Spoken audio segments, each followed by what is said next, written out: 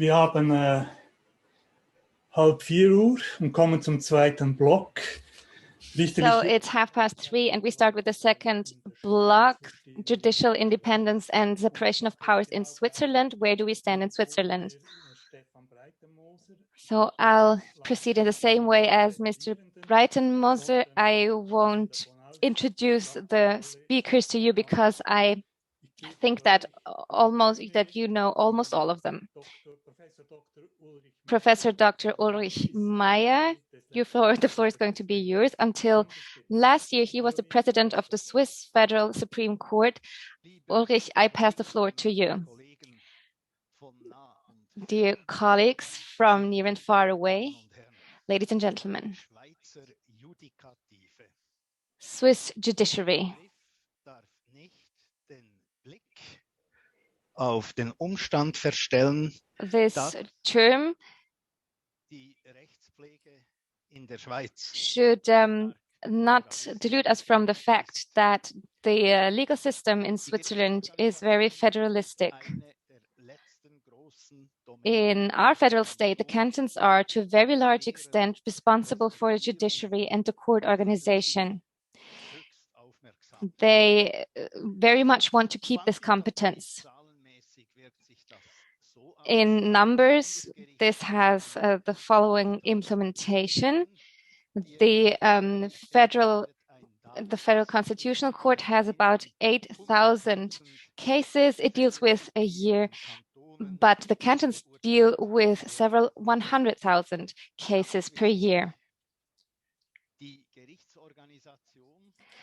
The organization of the courts is very differently regulated in the different cantons. Many of the cantons have a so-called parliamentary election and re-election of the judges, but there are also the popular votes or popular elections.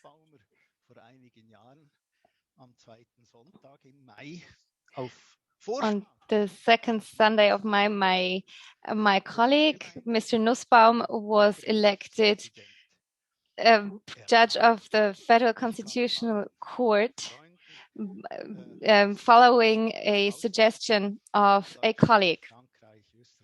So let me tell all of the participants from other countries, I invite you to visit our community in the small canton of Glarus. So if we talk about the need for reform of the courts on a federal level, this does not necessarily reflect the status in the cantons. Some of the cantons are pretty much further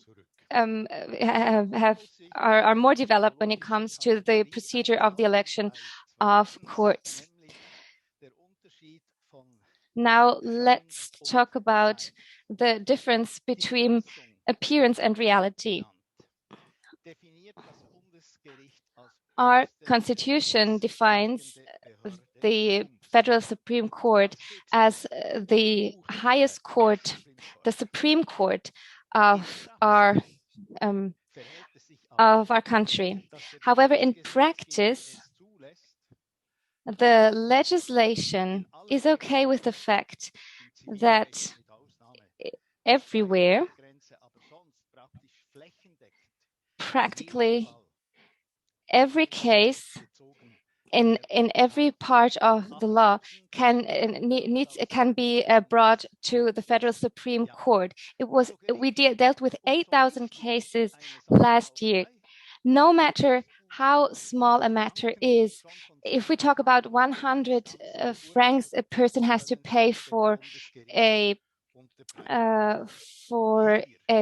breach of a law, we need to deal with that in the end. This is the real problem of the federal court. It's not about who is admitted as a judge.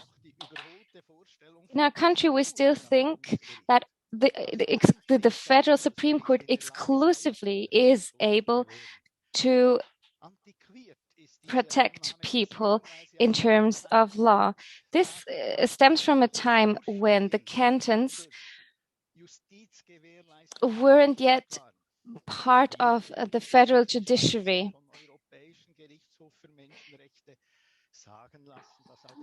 The European Court for Human Rights said to Switzerland that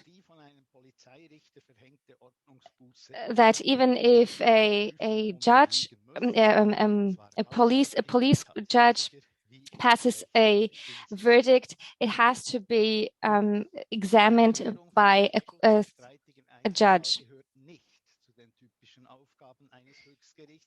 But actually, we shouldn't have to decide in individual cases. This is this is what actually the lower instances do.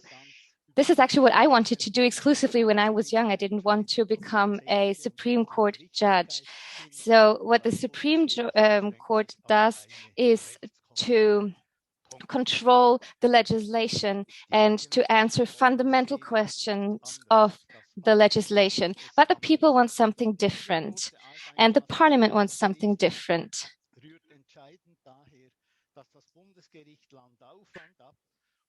Now, the high work overload we have is because the Supreme Court is treated as a court of third or second appeal. And then we have a mass production of verdicts.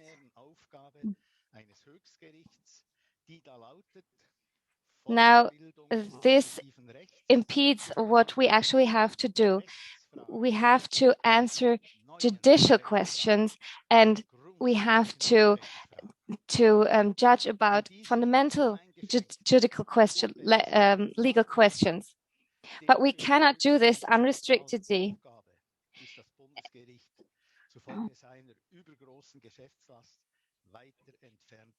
So because we have this work overload of minor and not unnecessary cases, we cannot do what we actually should do.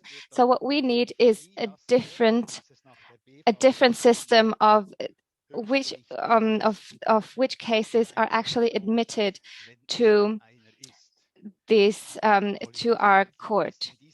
So what we can say, what is a positive aspect maybe, is that since we have to occupy ourselves with these minor cases, politics can't possibly influence our work. There is just no room for it.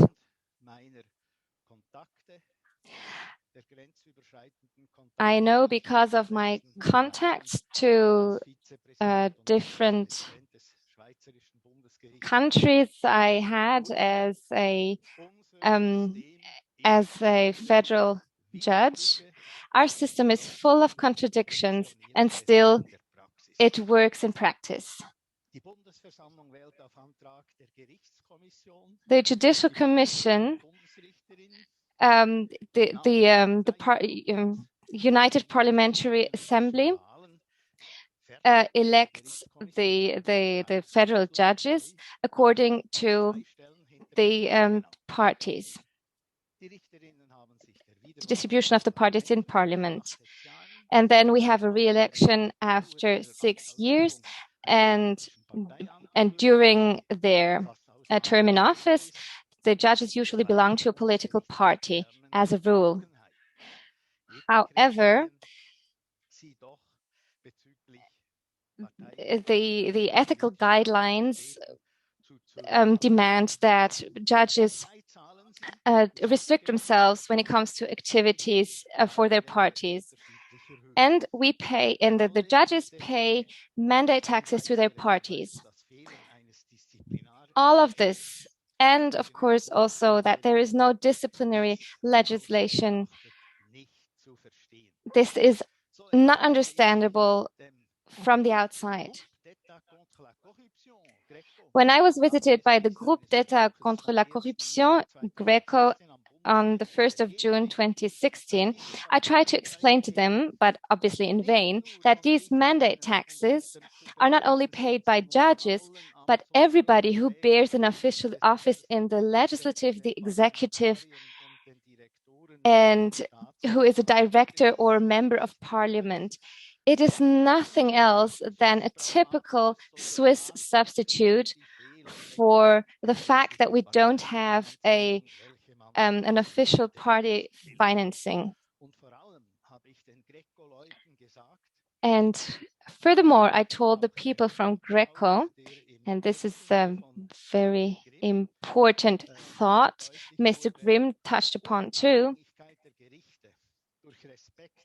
independence of the judges through respect by the first two branches of power towards the third doesn't depend on the law and the legislation. It's a question about the legal culture. It's about the head and the hearts of the people who reign our country, who rule our country. What is more, it is also a question of the trust of the people in the courts. Trust and respect of the courts is what is most important, what is the basis we absolutely need to be concerned with. After working 40 years for the Federal Supreme Court, I can confirm that we are politically elected, but we do not pass political verdicts. Although we know that our verdicts or our rulings can have political implementations. And this system still works. Every judge, with no exception, work to their best knowledge. So when we look at the judicial bodies, usually the rulings or the opinions don't reflect party values. We don't even have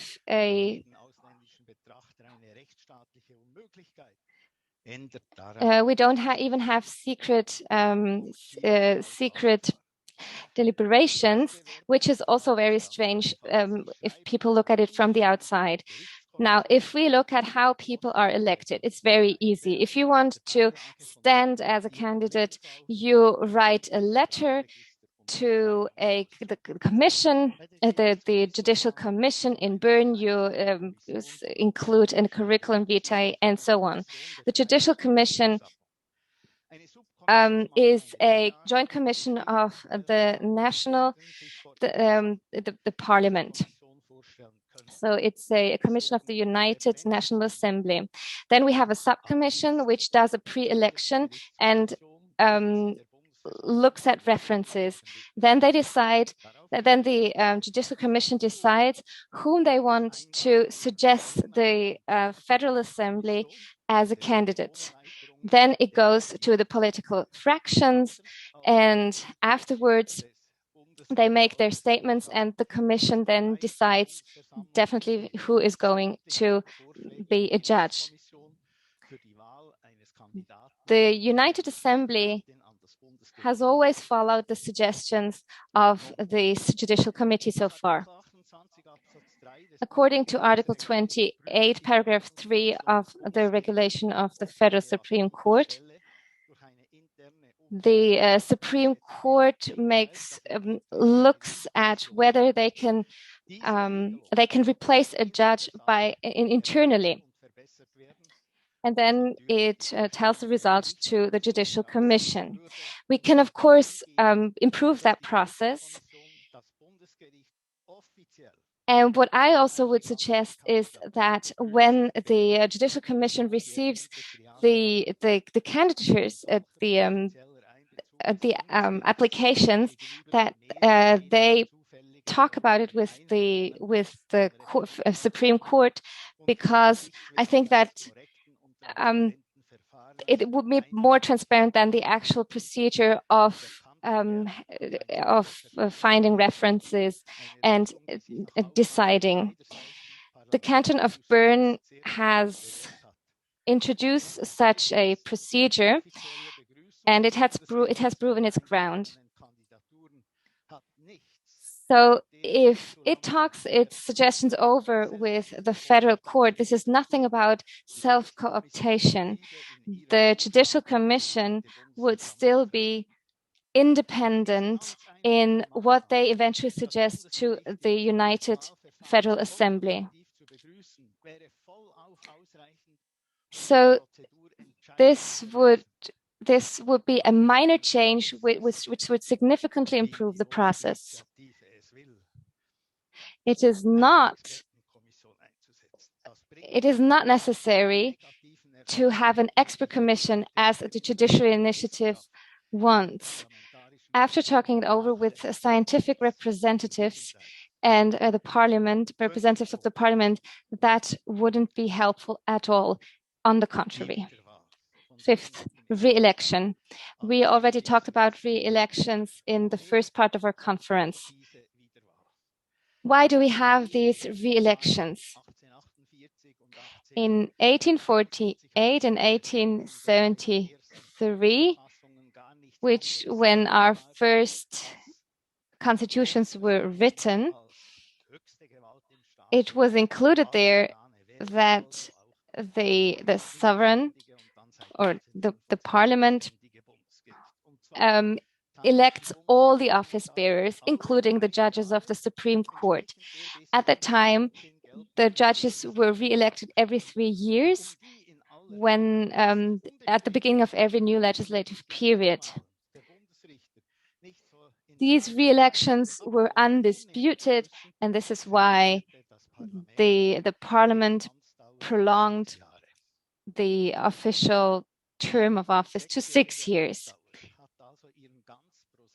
So this 6 years term of office has a prosaic historical reason. So judges are re-elected every 6 years, and it has never been questioned so far. And of course, the reason for that is that there is a lack of separation of powers in this point.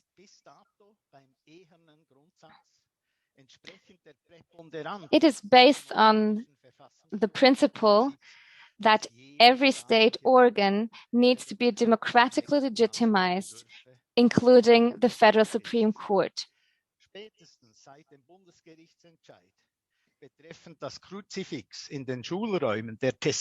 There was a ruling in 1996 about whether crucifixes should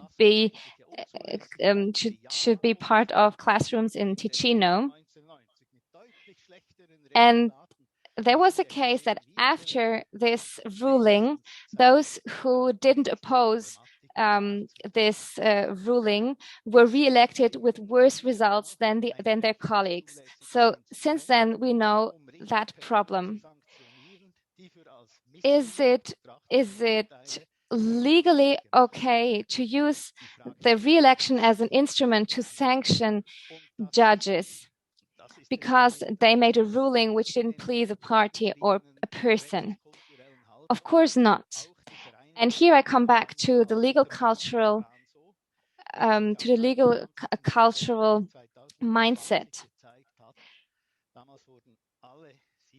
So the system still works. On the 23rd of September 2020, all the judges were re-elected with better results than 6 years before, although there was a very much disputed ruling in the summer of 2019.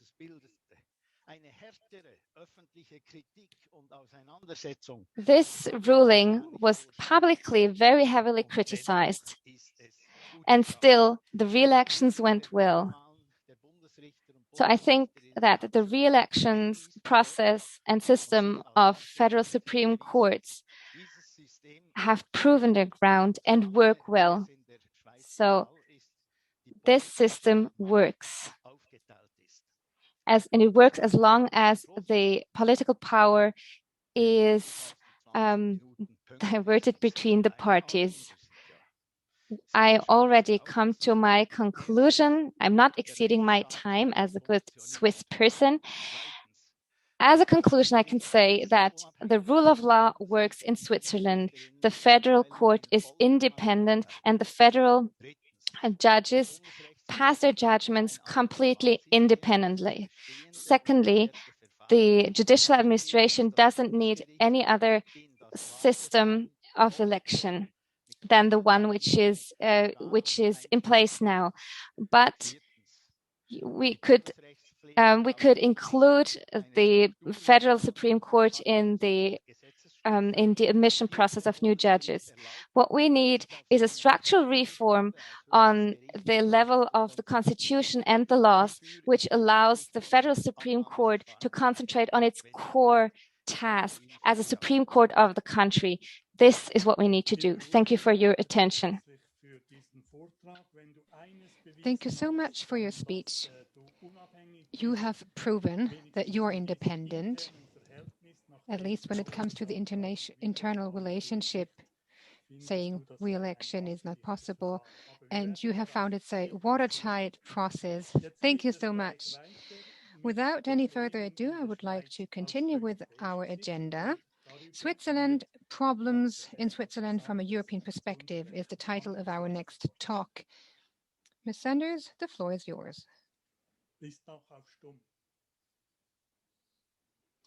Still muted? Sorry. For all the differences between legal systems, judicial independence is the basis of the separation of powers and cooperation within Europe. Judicial independence is not a privilege of judges, but a prerequisite for courts to be able to perform the social task of settling disputes. After all, why should the disputing parties go to court if they already know how the judges will decide the case? Establishing judicial independence is much more difficult for a legal system than establishing a court, because at the core of judicial independence is ultimately an inner attitude. It is the attitude you see in this picture, where Polish judges are holding out the Constitution of the Republic of Poland to the Minister of Justice. But you cannot see this inner attitude on someone's face before things get tough. And it is certainly a good thing that female judges don't have to be such heroes, heroines, fighting for the rule of law everywhere. To quote Bertolt Brecht, it is not the country that has no heroes that is unhappy, but the country that needs heroes that is unhappy. Standards of judicial independence therefore create at best frameworks within which judicial independence can flourish without heroism. Because it is precisely the attitude of an individual judge that can be difficult to determine. It is essential to avoid not only the exertion of pressure, but by other powers on the judiciary, but also the mere appearance of such influence. Pioneering Swiss scholars such as Regina Kiener have already pointed this out. The European institutions want to create standards for such frameworks in which a good appearance can exist. The main players of judicial independence in Europe have already been presented: the ECJ, the ECTHR, and the Venice Commission. I would also like to mention the work of GRECO, Group of States Against Corruption, and the CCJE. The CCJE, the Consultative Council of European Judges, is also a body of the Council of Europe. Its members are judges from all member states. Its main task is the annual preparation of opinions, recommendations on various issues closely related to judicial independence and the organization of the judiciary. Looking at the judgments of the ECTHR and the ECJ and the work of the Venice Commission, as well as GRECO and CCJE, 4 fields can be identified with regard to Switzerland that require closer attention. First, political election and re-election after a short term of office. Second, the so-called mandate tax. 3, disciplinary proceedings. And 4, education and further vocational training of judges. All of these issues are ultimately about the conflict between 2 images of judges. European standards assume a professional, well-trained judge as part of the third power. The judiciary exercising their office for life as independent as possible from politics. The Swiss conception of judges, on the other hand, seems to see judges more as politically integrated mandate holders who, like parliamentarians, have to be legitimized by the people every few years in an election. In connection with Switzerland, Fabian Wittrek spoke of a traditional high evaluation of the democratic legitimacy of the third power compared to its independence. However, the discussion within Switzerland in recent decades shows a tendency towards more professionalization and emancipation of the third power from politics. This tension between tradition and emancipation is reflected in the questions to be discussed here. Firstly, political election and re-election. The appointment of judges is a central theme of all the European institutions, which we have already mentioned, including the Council of Ministers of the Council of Europe. All decisions concerning the appointment or promotion of judges should be based on objective criteria determined in advance, looking at the performance, qualifications, and skills required to apply the law with respect for human dignity. According to the Council of Ministers, the institution that makes the selection should be politically independent of the legislative and executive branches. The Venice Commission also emphasizes in the 2016 Rule of Law Checklist, we talked about it before, it emphasizes that the selection of judges should not be based on personal or political criteria, and that any system of selecting judges should be consistently reviewed to see if this is the case. Appointment by a parliament is viewed critically by both the Venice Commission and the CCJE. Both institutions fear that political points of view and instead of performance and abilities of the candidates will be the deciding factor. It is recommended that decisions be made by an independent institution, for instance, a council of judges, at least half of which should consist of judges elected by their peers. However, such judicial councils as they exist in many countries cannot and should not be viewed uncritically.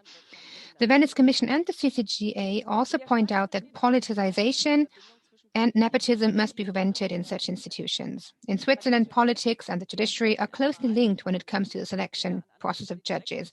They are legitimized by an election by parliament and the people for a kind of legislative period. They are not civil servants elected for life. The tension with European standards is clear. In the fourth round evaluation in 2016, Greco recommended that Switzerland place greater emphasis on quality and objectivity in the recruitment of female judges. The most competent judges should be selected, and not those with the best networking skills. In addition, non-re-election should not be based on the judges' decisions, and the re-election process as a whole should be scrutinized.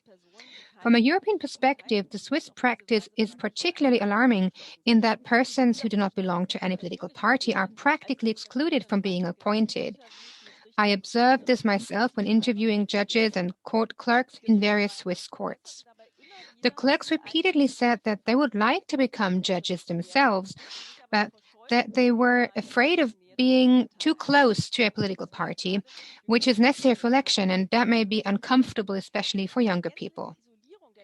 However, a complete isolation and separation of the three powers during the appointment process is difficult to demand in light of European standards. Their personal networks will probably always play a role in such decisions, and in Switzerland, without any doubt, very competent female judges are elected too. Both the Venice Commission and the CCJE, but especially the ECTHR and the ECJ, are aware of the different European traditions. Thus,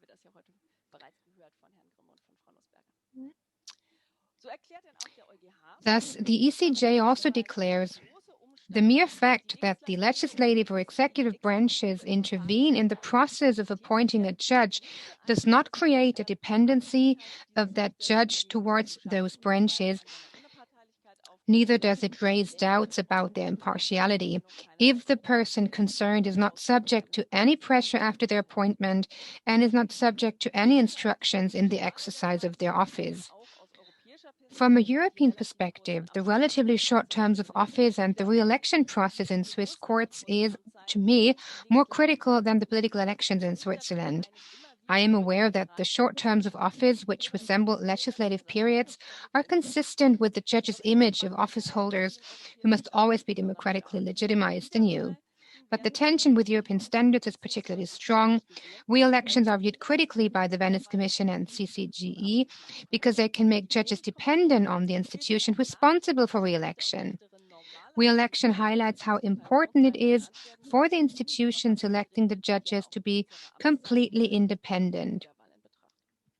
The Venice Commission strongly recommends that judges should normally be appointed until retirement age. For constitutional courts, shorter terms of office could also be considered, but better without the option of re-election. The ECJ mentions tenure as an important factor of judicial independence, although legislation does not yet go into detail in this respect.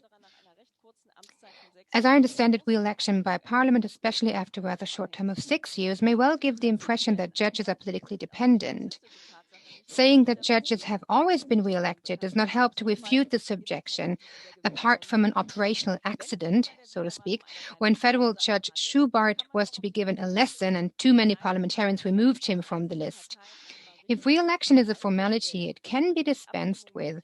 The very fact that individual parties call in judges and given a lesson by voting in a specific way shows that re-election is not a mere formality.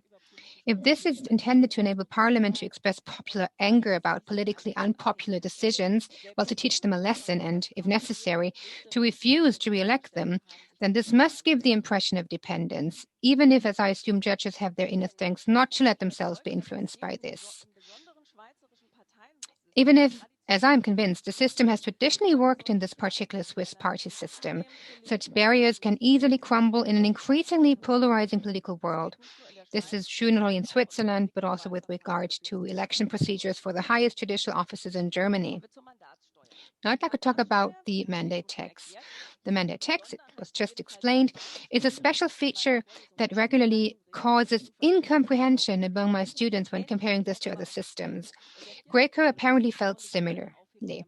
In the fourth evaluation round in 2016, a repeal of the party text was recommended. The Swiss reaction expressed some understanding but could not bring itself to abolish it altogether. In any case, since the mandate text, which is known from parliaments, is unique to judges, there are no general European standards that deal directly with it. However, in my opinion, it violates the basic European principles outlined above, according to which the impression of pressure and dependence on the other powers must be avoided. Even though Swiss judges repeatedly emphasize that this tax is voluntary, but one might get the impression that the tax is supposed to be a quid pro quo for the previous election and future re-election, even if this is actually not the case. Third point, disciplinary proceedings. They're important to ensure that judges can be held accountable for unlawful conduct in a legally secure process. In its opinion number 18 on the judiciary in a power-sharing state, the CCJE referred to this as punitive accountability. The European institutions of the Council of Europe agrees that the disciplinary proceedings should be conducted by an independent body or tribunal. The principles of a fair trial are to be observed, and the possibility of an appeal is to be granted afterwards. The CCJE states that members of the executive and legislative branches of government should explicitly not adjudicate disciplinary cases. The conditions for disciplinary responsibilities must be clearly defined in advance, and the decision must be clearly justified and proportionate. Corresponding disciplinary procedures do only seldom exist in Switzerland. In a system in which the office of judge must legitimize itself through election not only at the beginning of the career but again and again, it stands to reason that the task of the disciplinary procedure would be assumed in the decision to grant or deny re-election. But a re-election process has an entirely different thrust. Re-elections to parliaments are necessarily granted or denied for political reasons. Refusal of re-election is not a sanction because, strictly speaking, there is no right to re-election. Fourth point, training. The discussion about election and re-election, mandate text, and disciplinary procedure demands a definition of the position of the judiciary either as elected and politically integrated office holders or as a professional group of the third power of the state that is to be seen separately from the field of politics as it corresponds to the understanding of the European institutions. Judicial education and further vocational training is an essential part of such a professionalized understanding of judges. Accordingly, both recommendations of the Council of Ministers of the Council of Europe and the CCJE see training and further vocational education as a right and duty of judges. Such training should be financed by the state and organized independently. In Switzerland, there are offers of the Judicial Academy, the RIAK. A minority of cantons require attendance at the Judicial Academy in the run-up to an election or after an election. In some cantons, attendance increases the chances of election. This underlines the growing importance of training and showcases the ongoing professionalization of the Swiss judiciary. It is an important offer that must be strengthened and supported. This brief overview shows that there are areas of tension between the traditional Swiss understanding of the judiciary and the standards of European institutions. In most cases, it is a matter of soft law.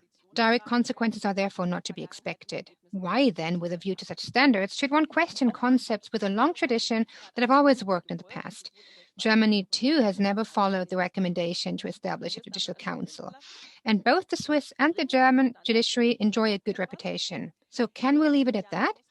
Are such standards ultimately of any use at all? In recent years, we have seen judicial independence crumble, especially in Central European countries that had extensive safeguards for judicial independence in their constitutions. Laws have been abolished, safeguards eroded, appointed judges are removed, despite everything. One might ask, and I have asked myself this again and again in recent years, how effective standards, indeed even written law, actually are against determined politics. Is the text of a constitution ultimately no more than a line drawn on the ground with chalk to make political forces believe that there is a wall? Even constitutional courts depend on the cooperation of the other powers and the trust of the people to enforce their decisions. If such standards do not reside in people's hearts, then not a single constitution can permanently keep such political forces under control. Especially in the so-called established democracies of Western Europe, the protection of independence is often based less on elaborate constitutional texts and institutions than on traditions and customs of political players, such as the Swiss understanding that judges are re-elected no matter what decisions they take. I once called this a culture of independence. Is this not enough to protect judicial independence? I don't think so. We need both inner conviction and institutions that uphold standards as a framework. Just as a good judge needs inner conviction and yet must avoid putting on a bad appearance. We need the heroic spirit without having to fight every day. This brings us back to the beginning of our considerations. Independence is an inner attitude, a matter of character. One cannot look into judges. But as a society, we do not tell the subjects of law to believe in inner independence. This requires framework conditions within which a good appearance can be developed. International standards are intended to set standards of good conduct across borders because the political culture of a country is just as difficult to measure from the outside as the inner attitude of a judge. They create the international public sphere that helps protect judicial independence across borders. Judicial independence becomes invisible where it is being attacked, either socially when judges have to heroically prove their independence or when the culture of independence has not been sufficient. References to the political culture of a particular country carry the danger of false security. It's okay with us because it's tradition here, but not in other countries. Of course, it is different whether something has always been that way, let's say in Switzerland or Germany, or whether it is being changed to make the judiciary compliant. But the barriers of political and cultural customs can also change. Unfortunately, so can ours. And in an ever more polarizing world, they can change faster than you think. Thank you for listening. Vielen Dank, liebe Anne. Du hast einige Punkte aufgezählt, wo Änderungsbedarf bestehen könnte in der Schweiz. Und Thank you very much, Anne. You named us a few points where we could improve in the Swiss system. So we are going to listen to two speeches on possible changes. Mr. Adrian Gasser is going to talk about appointment of judges by qualified lot. He is the founding father of the initiative, the Judiciary Initiative from Switzerland. The floor is yours. If I had to design a new state order from scratch, I wouldn't change much in today's system. What would be important for me is a working separation of powers with a truly independent judiciary. And here in Switzerland, this is what we lack today. The judiciary is intertwined manifold with the legislative and the executive. There are obvious problems resulting from that.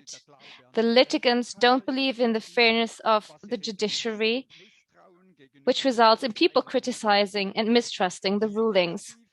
The judiciary is perceived as an extended arm of politics and authorities, and the litigant it's not possible for a litigant in today's system to trust in the rulings, which is actually a basic necessity for a democracy.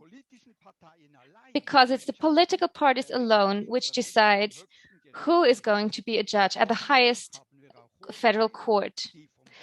However, we have a lot of rulings which are respected by the litigants because they correspond to the law and the sense of justice.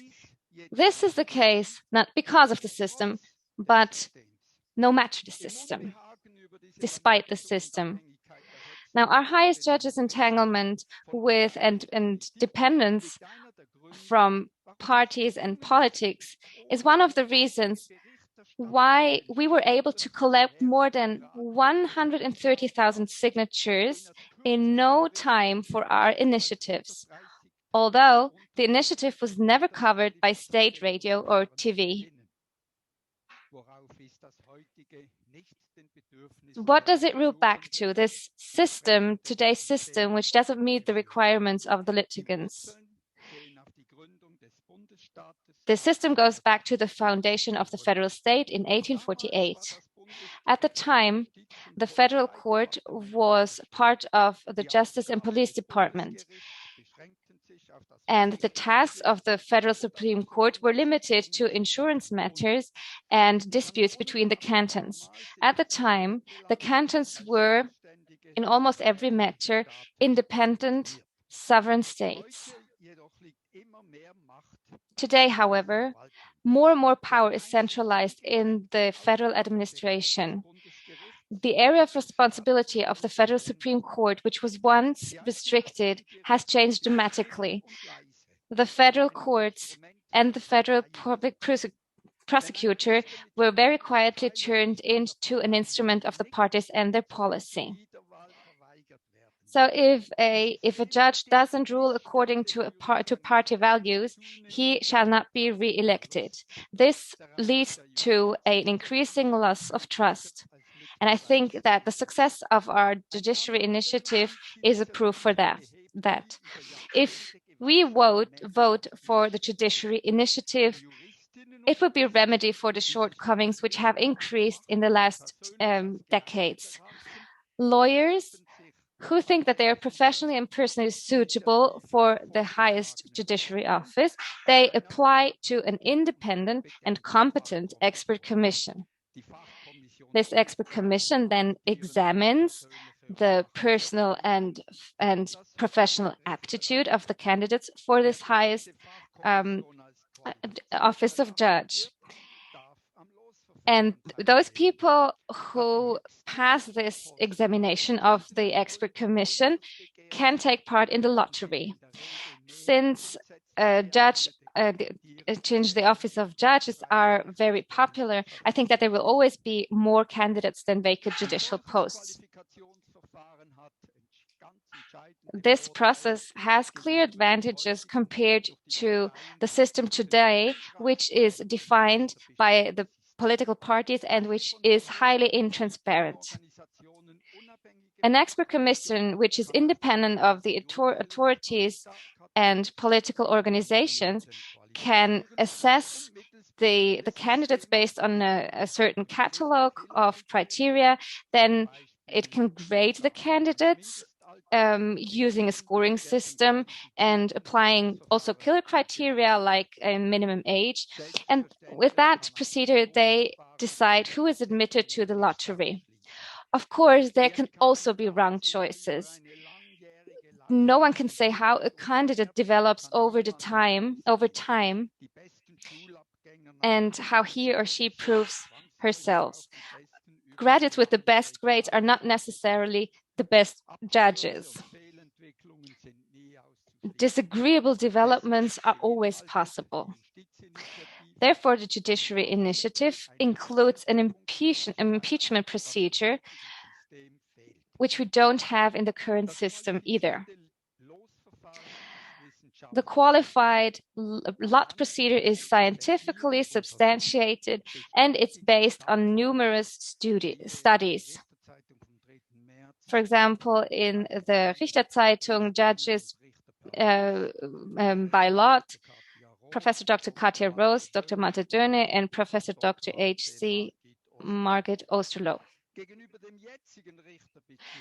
Compared to today's judge election system by the political parties, the qualified lot system only has advantages. It guarantees equal opportunities for all who want to become a federal judge. What is the most important factor for admission is the qualification. Today, people cannot apply for the office of a highest judge because they are not in the right or not in a political party at all. So people who are not willing to align themselves with party values cannot apply for this office. And this considering the fact that only 5% of our 8.5 million citizens are part of a political party.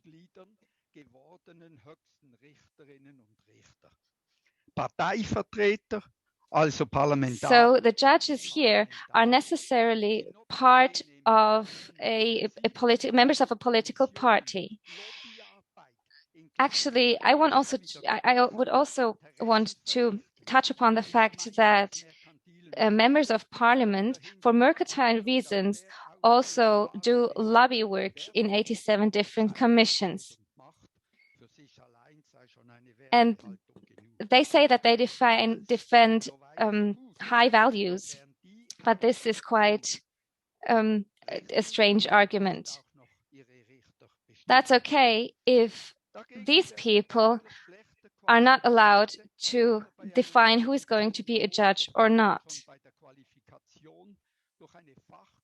Contrary to that idea, today, less qualified people can stay high federal judges because they want to have a high office. When we apply the qualified lot procedure, it makes sure that those who don't succeed in the procedure don't lose their face. There will be other opportunities where they can stand for election again, even if it didn't work the first time. The result of the system is that people stand for election which otherwise wouldn't do so. This is particularly true for women, because today there's a large disproportion between the number of female lawyers and the number of women in the Federal Supreme Court. Particularly women, but also other outstanding lawyers are just not ready to be members of a party because they want to stay independent. This is why experienced, free lawyers are underrepresented at our laws. As I mentioned before, the qualified lot procedure means that candidates can stay for election several times. The candidates which were positively assessed by the Commission stay in the pool. Therefore, the qualified lot procedure increases the potential to attract competent people.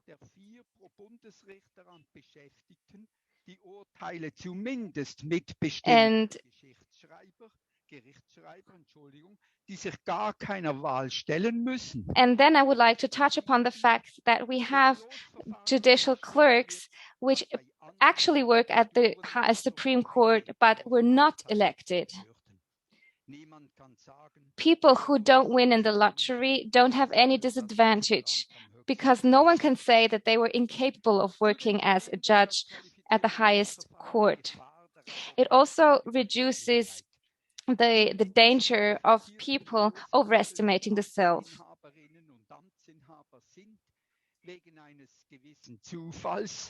Because the office bearer, the ones who won this office,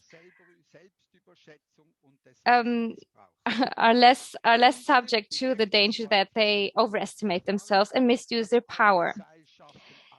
The qualified lot procedure also breaks up old boy networks, prevents corruption, and improves the relationships between rival groups at the courts or in parliament, because everybody has the same opportunity. If our people vote in favor of the judiciary initiatives,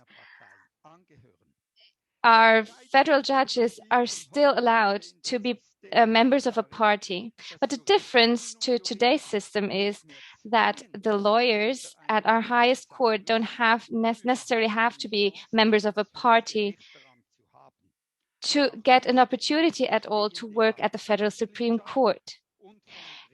And if they are part of a party, and if they officially represent certain values, they don't have to change this appearance and values to get a to be able to work as a judge. As I said, only 5% of the Swiss population are members of a party.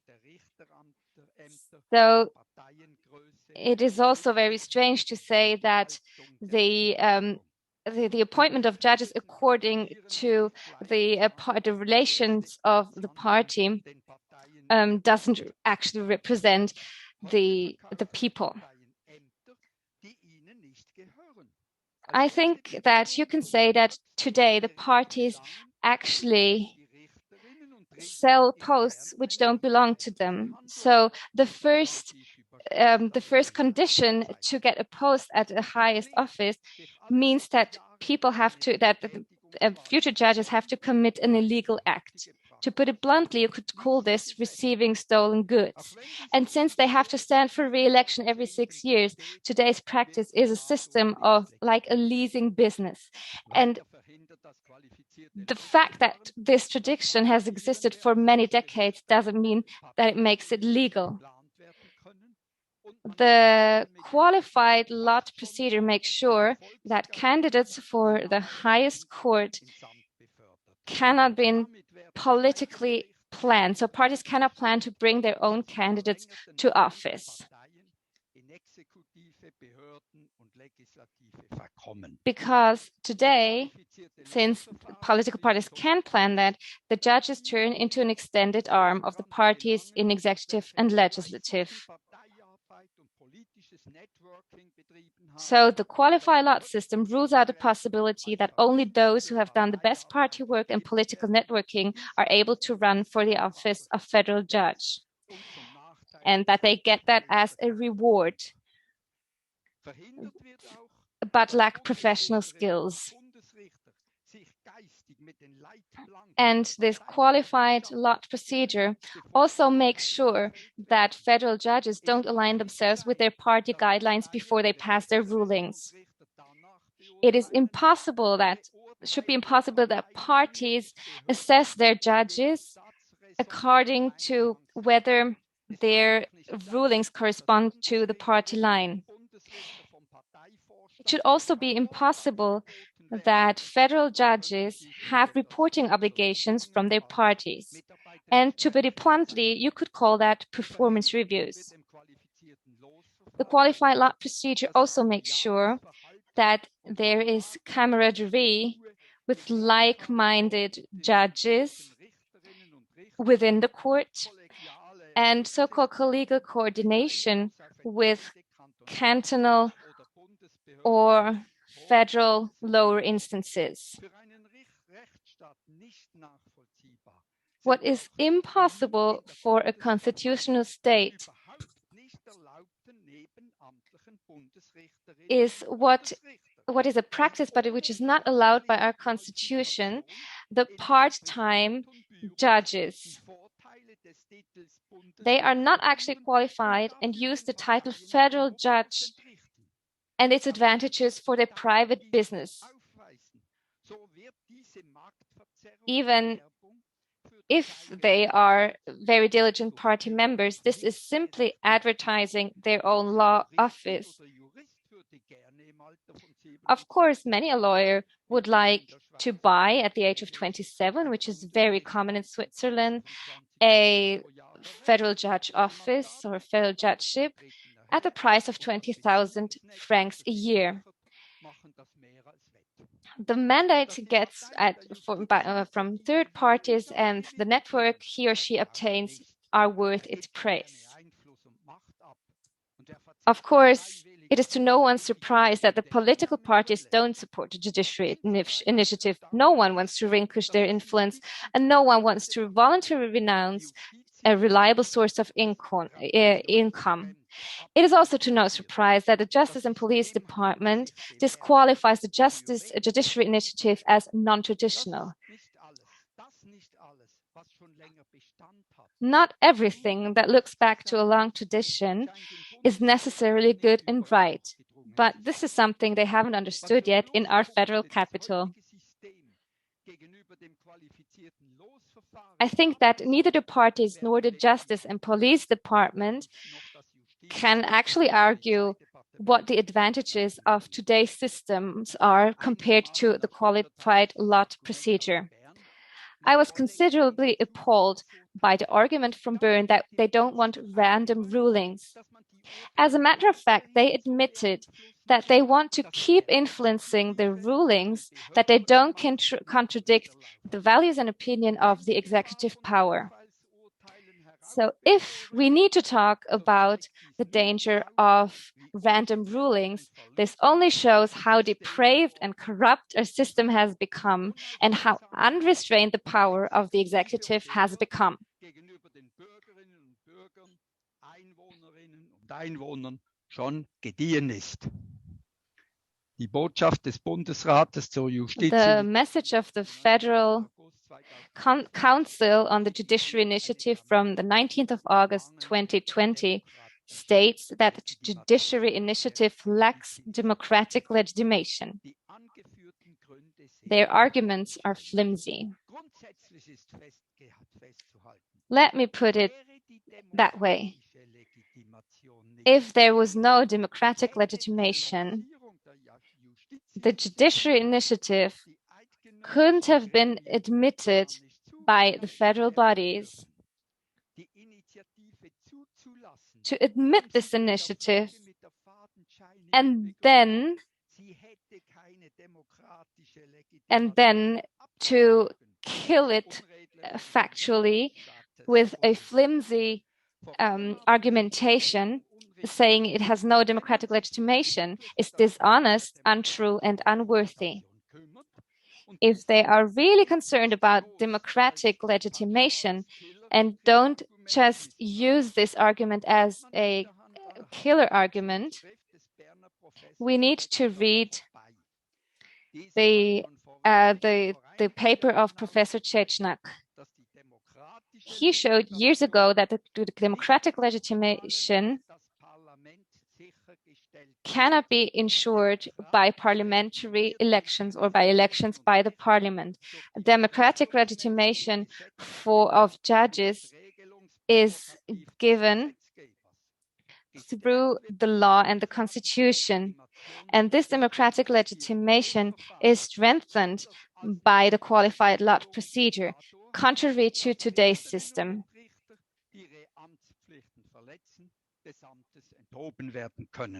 Because, according to this initiative, judges who don't work according to the requirements can be impeached. Wissenschaftlerinnen und Wissenschaftler zitieren, die mit neuesten und wissenschaftlichen empirischen Science is clear that the qualified lot procedure is what a constitutional state needs. The only ones who can be against it are people who want to keep their power and who see an enemy to their power in independent judges. In the Swiss system, a qualified lot system, Switzerland urgently needs to implement a qualified lot procedure to appoint our highest judges, as the judiciary initiative suggests. This procedure has clear advantages compared to the current system. It remedies grievances in our system and contributes significantly to the independence of the judiciary. It creates trust for the people looking for justice and guarantees the independence of our highest judges. With that, it meets the basic human need for justice. Thank you very much for your attention. Thank you very much, Adrian. That was a very concrete and clear speech. I am very much looking forward to our panel discussion. We are going to discuss an alternative proposition by Professor Dr. Peter Übersex. He is titular Professor of Public Law and Public Procedural Law at the University of Basel, Clerk of the Court and Scientific Advisor at the Federal Supreme Court in Lausanne. Peter, the floor is yours. Thank you so much for having me. You will realize that I do not agree with what my previous speaker just said, not with all of what he said, or what the former president of the Constitutional Court said. Maybe I'm in line with what Ms. Sanders said. I will try to counter what was said before, in line with Swiss traditions and customs. So, the title of my presentation is An Alternative Model. There is an array of different models. I chose the one that I think is the most appropriate. This is my development. You could have developed it differently. It's like building bricks that you put together. My focus is on the federal system, the federal courts, not just the highest courts, the constitutional court, but also the lower courts. This is not an appropriate system for the Attorney General's office because this is completely different. And it can only be seen as an overview, of course. Last week, I published an article that you are invited to read with more details. I do not want to go into detail on that slide. Much has been said before. Two things I would like to mention, however. Judges have their own attitude, their own opinions, and this is okay. There aren't unpoliticized judges. And I believe this is one of the weaknesses of the judicial reform. It expects judges not to have any views at all. Of course, their focus is primarily on the judiciary, but they have a basic opinion and attitude and understanding of the world, and it will influence their decision-taking to some extent. It does not mean that the political parties should exert influence on the elections. That's a completely different question. I also want to highlight that in Switzerland, we have the tradition of election by parliaments and sometimes even by the people itself. This is a tradition. And this is because the judges are democratically legitimized. We do not have a tradition of co-optation, but this was mentioned before.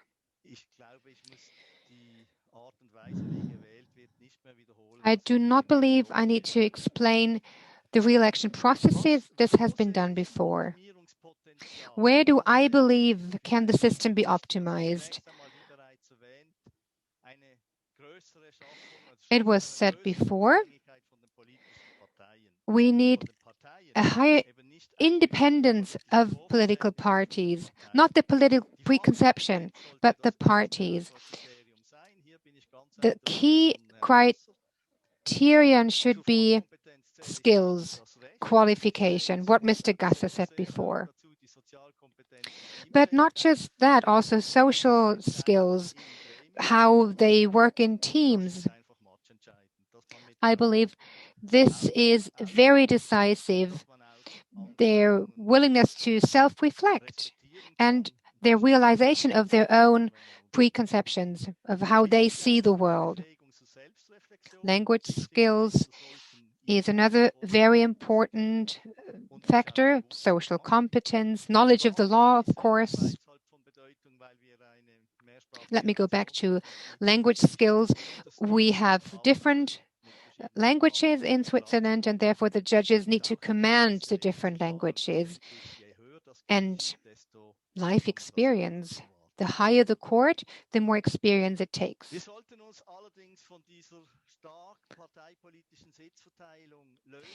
We should decouple the system from the party political distribution of seats.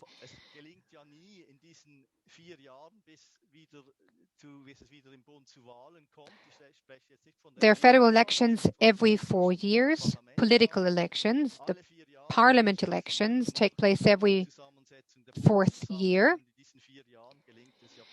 And during the course of those 4 years, one can never truly reflect the party political distribution in the courts. So you have that key, that distribution key, and the court's always trying to reflect that, but there is a delay. Sometimes you have to wait for a vacancy, then you can rearrange the seats to reflect the political distribution. It is difficult to completely reflect that, so I believe we should decouple it to some extent. I don't believe that you will create transparency at the federal courts through the judges' political preconceptions. Maybe our German listeners will see this as a surprise. It's not that false, but the composition of courts and their worldviews should also be reflected, as is the case in any population. Maybe we should see to it that the most important political tendencies, trends, parties are reflected, but of course the democratical parties. But in Switzerland, this might be easier to realize because of the concordance democracy that we have. It should be in line with checks and balances.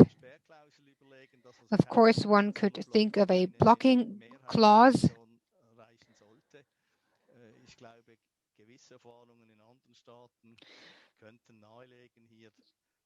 Other states might have such a restrictive clause, but Switzerland has not yet developed this. To say that a certain majority dominated the court, no, not in Switzerland, I wouldn't say that. Now, term of office, a single term. At the federal court, it's 12 to 15 years without re-election. I believe that would be the most appropriate version, would have been compensated by removal from office, but of course in line with a legal trial and legal protection. The Judicial Commission of the Federal Assembly could announce elections by public tendering. I agree with what Mr. Gasser said concerning the expert commission. They should revise the nominations, the suggestions, provide them to the Federal Assembly. The expert commission prepares the elections, and they would then, the Federal Assembly that is, could accept the suggestions, but the Federal Assembly could not decide who to nominate. So that would, of course, limit the Federal Assembly's influence. So the Judicial Council would not only be an advisory body, it would, well, I said it before, prepare the election, suggest candidates, and it could be similar to the list that we know from the ECTHR. Of course, you could be member of a political party, but that is not an obligation. But nevertheless, the candidates should disclose their beliefs. This is part of transparency. Otherwise, we will run the risk of appointing a judge, and in the end, you don't agree with the judge's beliefs, because we do not want to do a blind bargain. So they should disclose their beliefs, their views, and this, of course, would play a role in the selection process. Well, prohibition of mandate tax, that's obvious for me. Traditionally speaking, it is different than what someone might see at first glance. With real political mandates, it's the same, be it the executive or be it in the legislative branch. If one assumes mandates and there is a proximity to a political party, but I don't believe this is contemporary anymore. So this will be a new construction site, so to speak. Something that we will have to build, establish. One should also discuss how political parties are financed, but this would be a completely different conference. But the party tax is a question one has to tackle. How would the Judicial Commission be composed? There are different models, of course. Of course, one would need a legal regulation saying that the Judicial Council is independent, legitimized by and through a democratic process, that it's transparent, and of course all that needs to be communicated. As to how this can be implemented, there are different versions. You could say there is a concentrated version with a total of, let's say, 16 seats with judicial experts coming from the Judges Association, faculties, universities, the Bar Association, or an extended version where you would also have non-experts, like representatives from civil society, consumer protection, trade unions. I don't know why the federal court should be heard and consulted. Maybe you can explain that to me. You said it didn't have anything to do with cooptation, but still, you said the federal court should voice its opinion as to who should come. I see it differently. Maybe we can take up this question later.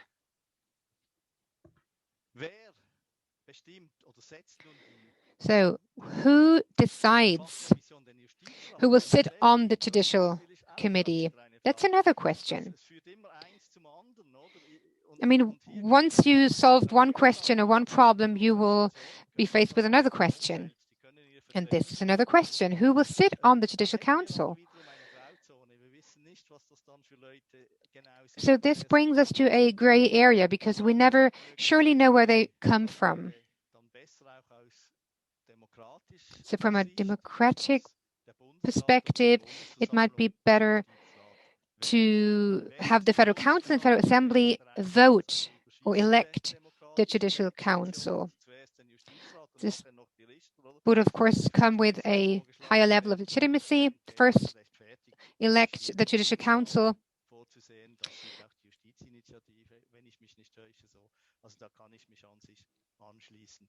But I said it before, there are different versions. But the Federal Council could be bound by proposals coming from the represented organizations. So this would be another checks and balances element.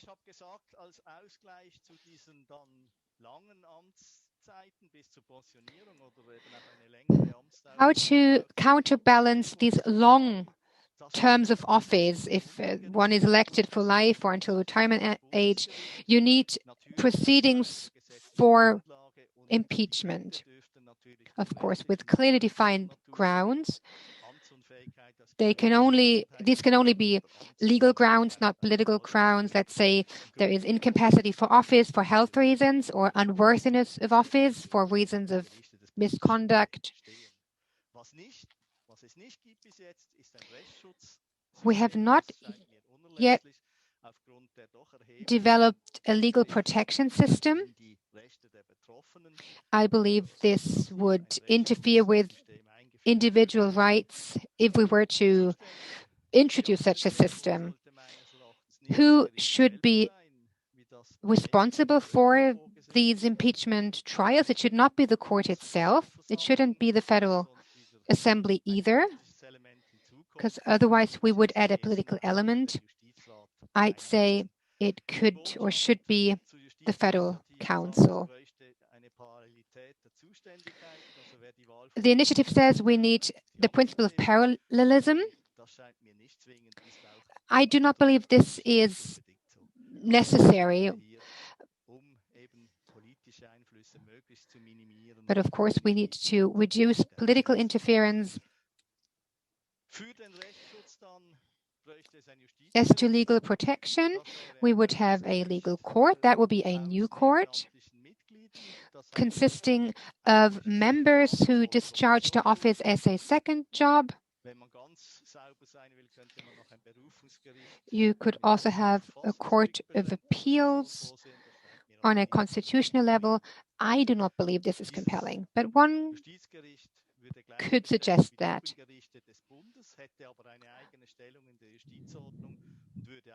The Justice Court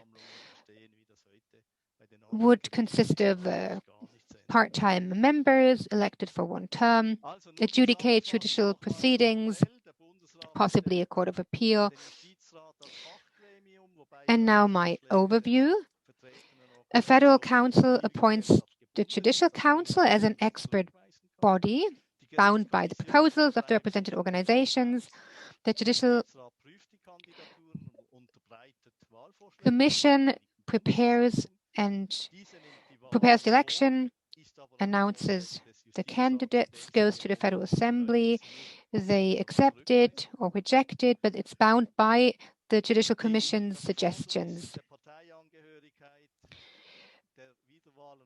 Affiliation to a political party is not mandatory. You can be a member of a political party, but it's not necessary. It's not compelling.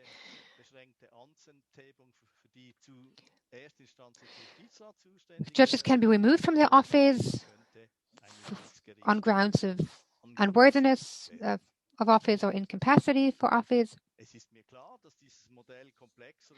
I know that this model is more complex than the one we have right now, but I believe it is necessary. It would come with benefits election, re-election, and also removal would be independent from political parties without taking away the democratic feedback. So the Federal Assembly would still be the election body, but with limited powers. The federal courts would still be democratically legitimized. So if this is to be implemented, we need a constitutional revision,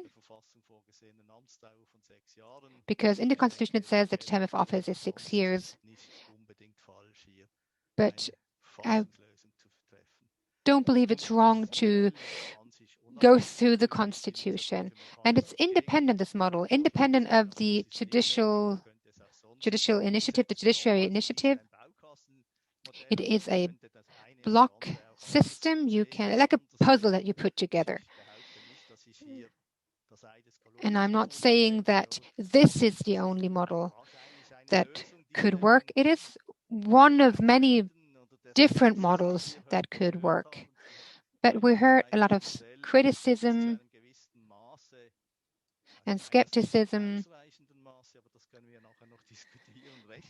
We can, of course, discuss this later on. And there are two major differences when comparing this to the judiciary initiative.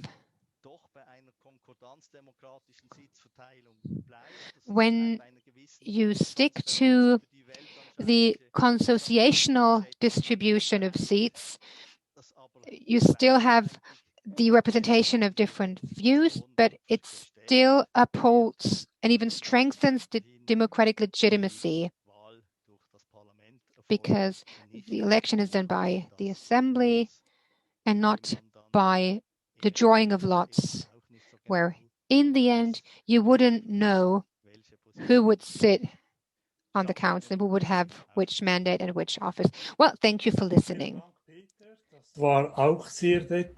Thank you, Peter. That was very detailed and concrete. Thank you very much. I'm looking forward to our panel discussion. We're also going to talk about the fact that the National Council decided this Tuesday that they want to recommend to refuse the judiciary initiative, and that they won't make another proposition, a counter proposal. So you either decide in favor of vote in favor of the judiciary initiative or for the current system. So the National Council has already decided. It's going to be decided in the Council of State. So before we start, I see that Mr. Voskuhle, Mr. Grimm, and Ms. Nussberger are still part here. They're actually not officially taking part in our panel discussion, but if you want to introduce your considerations from an external point of view, you're very welcome to participate. So I think that everybody except from Mr. Meyer today agree that re-election are a source of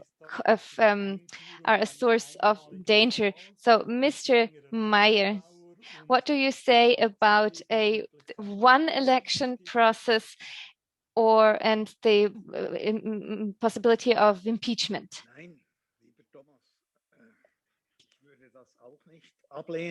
No, I wouldn't refuse that system. But I don't actually welcome changes that are not necessarily necessary. I don't see that these changes are necessary. Mr. Übersachs asked me a question. I would like to answer it quickly. They said that the Federal Supreme Court doesn't understand, that they don't understand why the Federal Supreme Court wants that they are involved in the appointment of judges or considered. So the problem is that the list of candidates goes to the administrative courts at the moment in the current system, and these courts then make a statement about the quality of the candidates. Now that leads to the circumstance that people that are not qualified cannot be appointed as candidates. So I think that that is the system for the administrative courts, and it should be applied to the Supreme Court as well, because I think we know what qualification needs for our posts. Thank you very much. Maybe not only that the federal court, they theoretically, of course, know what the responsibility, the area's responsibility is, but maybe the court where the candidates come from knows whether they're qualified. So when it comes to the judiciary initiative, Mr. Gasser, you said that the impeachment process that goes along the judiciary initiative is an element to improve the democratic legitimation. That is clear. But then the initiative suggests that the Federal Assembly, that it should go through the Federal Assembly on the request of the Federal Council. What do you say?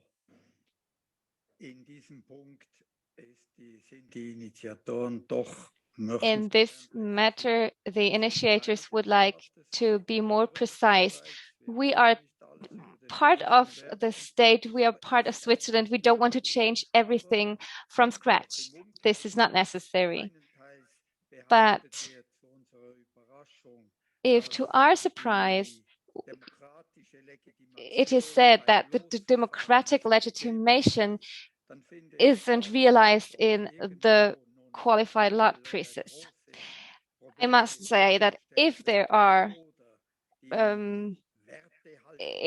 weak points, or if there is a problem about the values, if a large part of the population cannot assess the values of a judge, then the parliament, which is actually elected by the people, should assess whether a judge is apt for his or her office or not.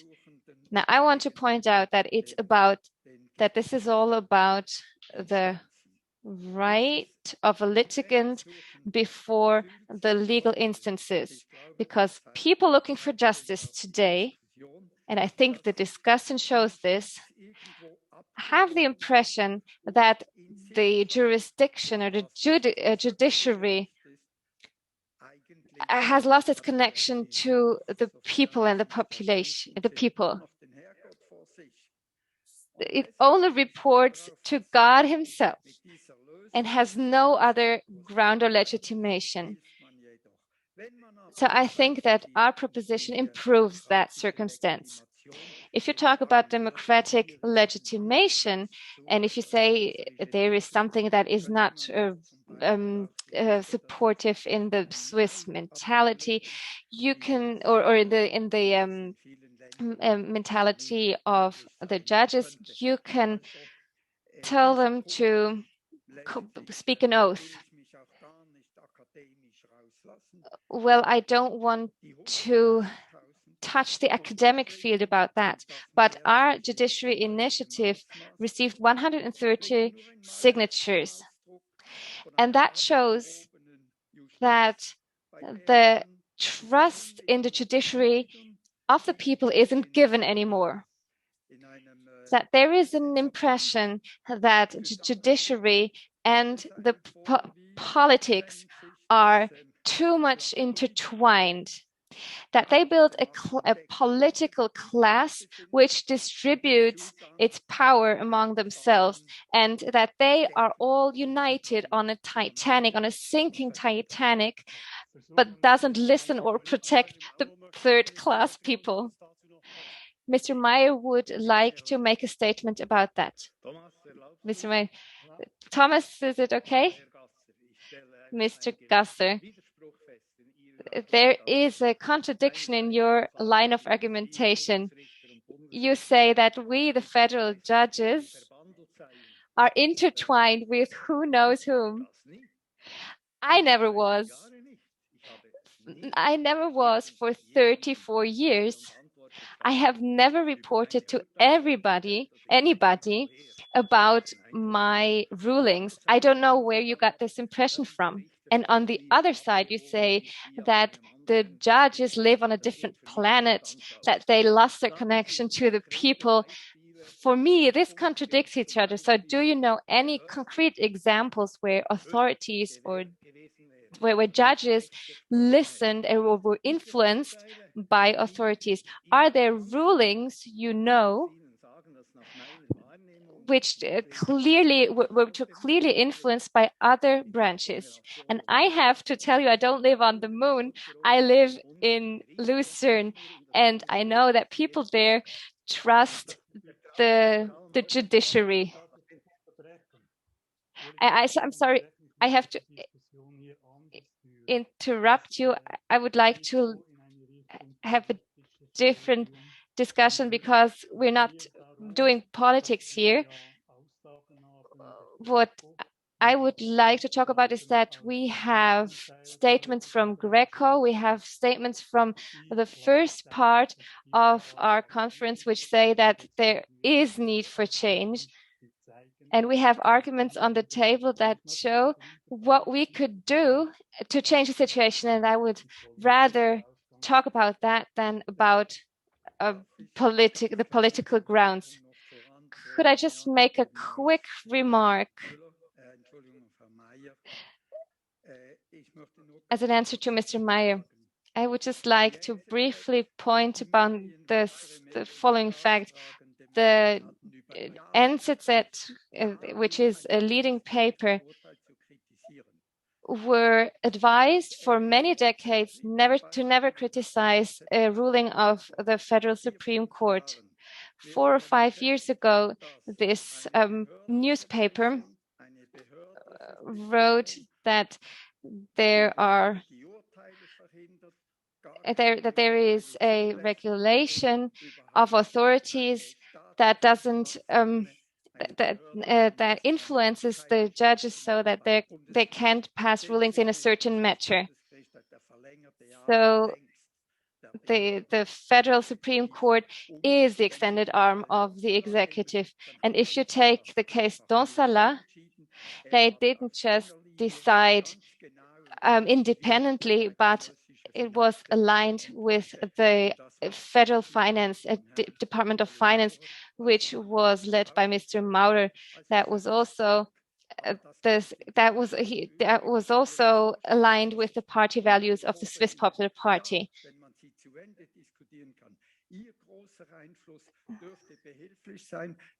Also, your influence could suit to talk about certain rulings in the Swiss in the Swiss TV.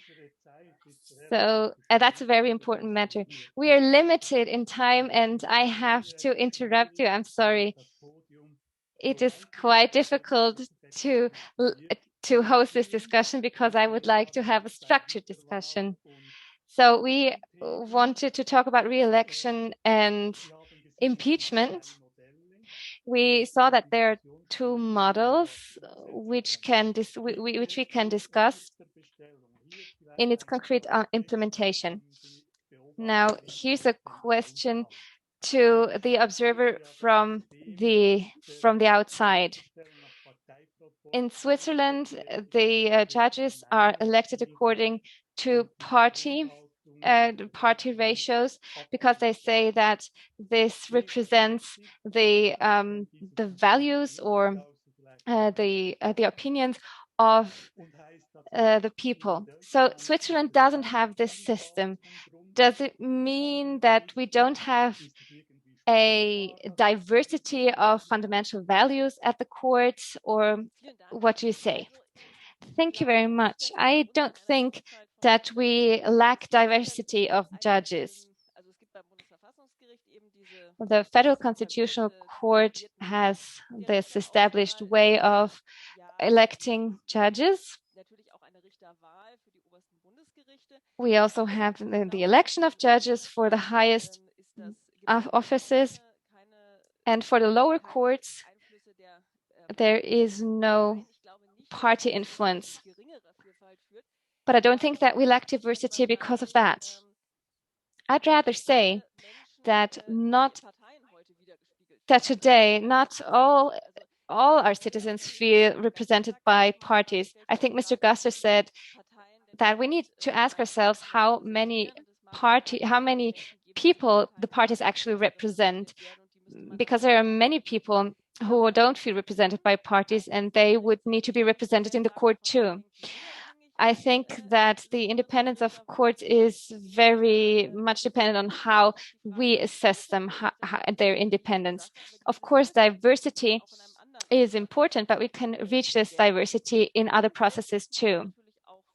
And last but not least, we need to pay attention to the misbelief that diversity is the only guarantee for a fair trial or ruling. I am pro-diversity, of course, men, women, political, religious, sexual orientations, but just because somebody has a particular sexual orientation or political stance, they can still understand other people's situations and living conditions, because if we don't believe that that only, for example, a gay person can rule over gay people, or Christians over Christians over Christians, we couldn't believe in our legal system anymore.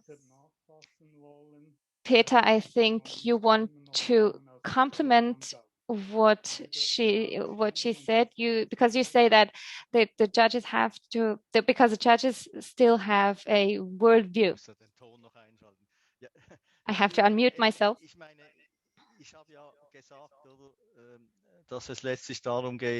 As I already said, we need to know the judges we appoint.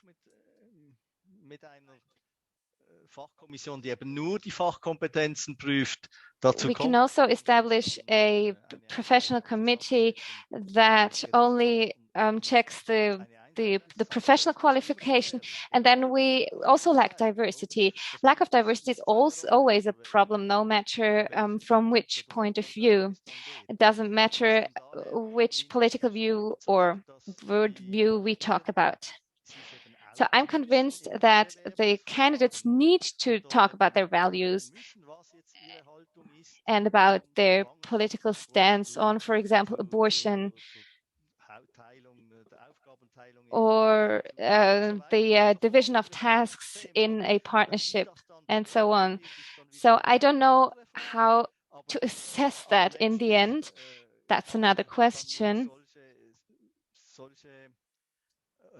But I think that we need this transparency in the election process of judges, because like that, I think that we will achieve a representation, a diverse representation of our population or people.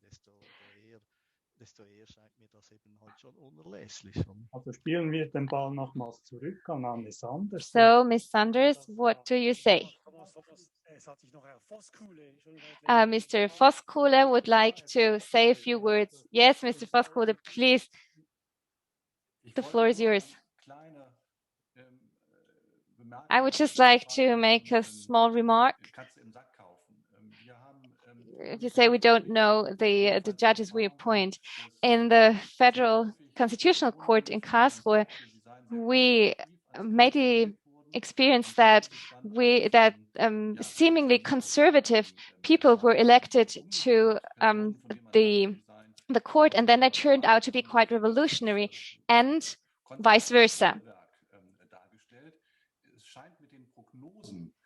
So I think it's very difficult to make a prognosis on what people decide when they can decide independently. So I just wanted to share my experience with that question. Thank you very much. So I would like to say a few words about that. I completely agree, but this is not a fundamental problem from my point of view. I think that judges should think independently and develop. But at the starting point, at the beginning. There should be a certain transparency at the point of election, of course, but of course then we can't influence how people develop. This goes without saying. I agree. Anne, what do you say?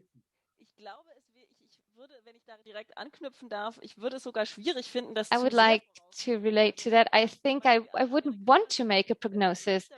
What I like about the appointment, or what I think is difficult about the appointment of judges in the US, is that in the processes where they are questioned, everything what they ever wrote and ever said is examined, and I think that this goes too far. I think that the values of the judges are important, and we need to aspire to have a variety of personalities in a judicial board. But I think that the people should, the person themselves should be able to develop. Mr. Meyer, you said that in your long work at the Supreme Court, the judgments were never passed along party lines. So how can you actually justify or make an assessment on whether rulings are passed according to party lines? Well, actually, I completely agree with you. I always told the Judicial Commission, you need to admit candidates which don't belong to a party if they are professionally qualified. Of course, we would have great problems with the European Convention on Human Rights if it was binding or mandatory that candidates for a judicial office need to be member of a political party. But in the current political system, it is actually the case that the seats for the Supreme Court are distributed between the parties, and they do not want to appoint judges which are not part of a party.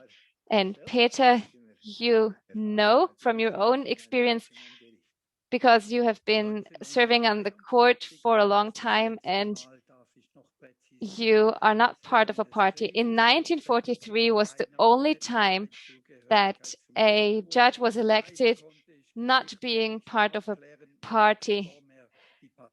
I don't know which party he paid to. I'm sorry, Mr. Gasser. There was another very important judge in family law who afterwards went back to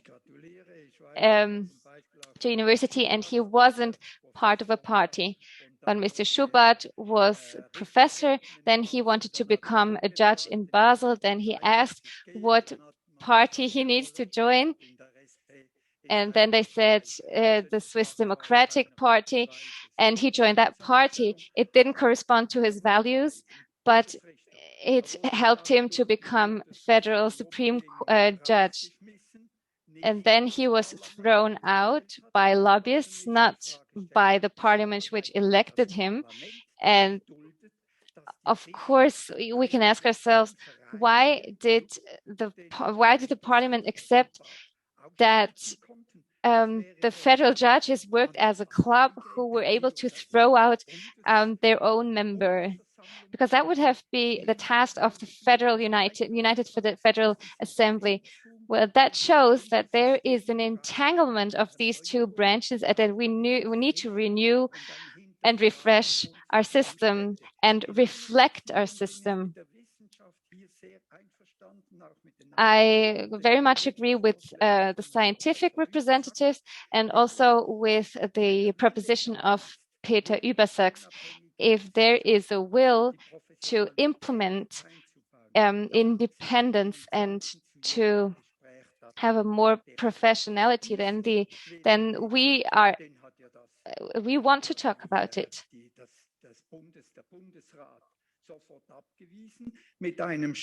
But this proposition was refused by the Federal Council, because they said and argued that the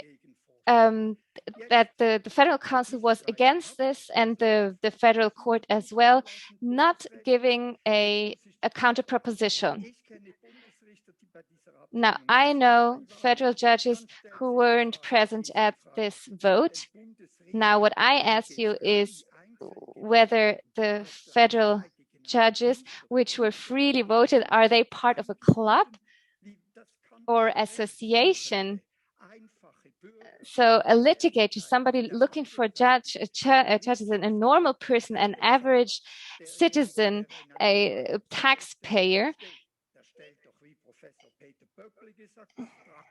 well, this person has no chance to stand against the judiciary, which is led by the authorities and influenced by the legislative. So we have no power against this system. And it doesn't, you are right with your examples about Mr. Schubert. There was a problem. We already talked about it today. And you also talk about it in your initiative, that there is the possibility of impeachment. We don't have that yet in the Federal Supreme Court. We only have it in the other lower instances. I would like to ask another question.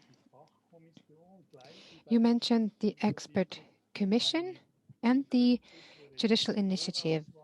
You said they should vet their pre-selection much better and prepare it much more intensely. And then the Federal Assembly has to say yes. They can say yes or reject, but they cannot take someone else. Why in the end is that still necessary? If there is such a selection, then just like the initiative suggests, the perfect person, the appropriate person could just go and the assembly could roll with it, basically. It's a question of democratic feedback to me. I would like to tell you an anecdote. Last fall, I took part or listened to a Zoom conference. It was about an English court at the High Court. He gave a talk. It was a very exciting presentation, quite fun, actually, I must admit. But then the question came up as to what benefit Europe brought according to British legislation. Well, from continental Europe, they received proportionality. That was something they were taught. He didn't say they were forced to do it. It sounded like it was something they felt forced to. He said they were taught proportionality as a concept. And this does not reflect British tradition at all. And he said that he had a problem with it, because when authorities' decision needed to be checked for proportionality, then he is a norm judge. But in the end, it's the authority to decide, and they need democratically elected members. And that really opened my eyes. A judge, him or herself, can tell themselves to be modest, to maybe hold back because they are not democratically elected. So the judge thinks how they can vet a decision coming from a body that is democratically elected. And I believe in Switzerland we have a special feeling for that democratic legitimacy, and this has to do with our state system, with the democratic mechanisms that we have and that we're proud of, rightly so, I must say. This is a long tradition in Switzerland. and now saying the expert commission is to decide, or it's a decision in a lottery, then I'm convinced that we continue to need the Federal Assembly, but the political influences need to be defined.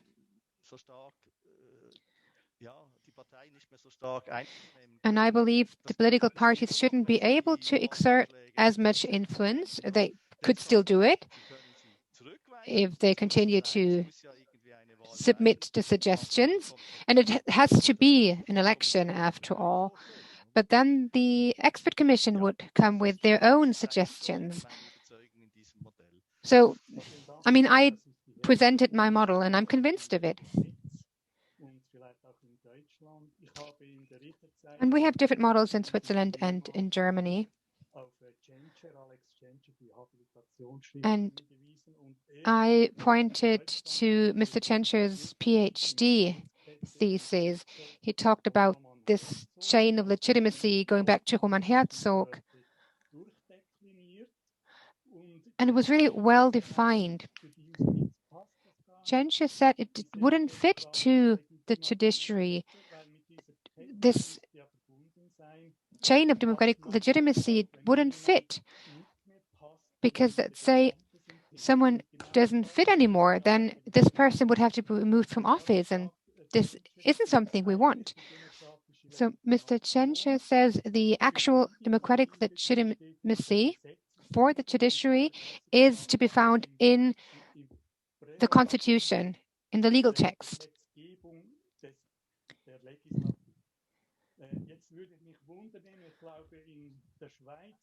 Now, I believe that this has never been taken up in Switzerland.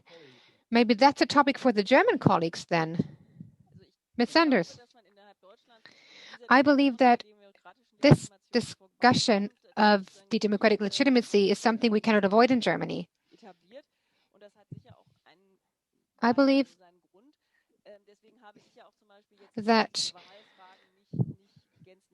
this is a good discussion that should be conducted. And these questions pertaining to the re-election process, they're quite complicated. But whenever we work on these standards, how can we anchor these standards? Is it a rather more general standard? And many countries think that the judges' democratic legitimacy could not be demanded because of these reasons. Because they say we need to separate powers and we should take politics out of it. We should keep it separate. Of course, there should be a selection before election. We mentioned Article 18 from CCJE.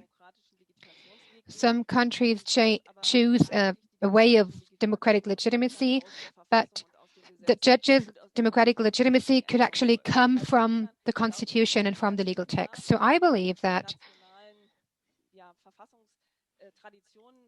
the national constitutional traditions are still a good foundation.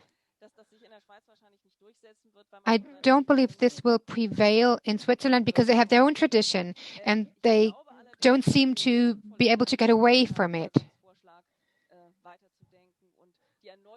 We could go back to Mr. Übersachs's model suggestion and also discuss what was said before, also by Mr. Grimm.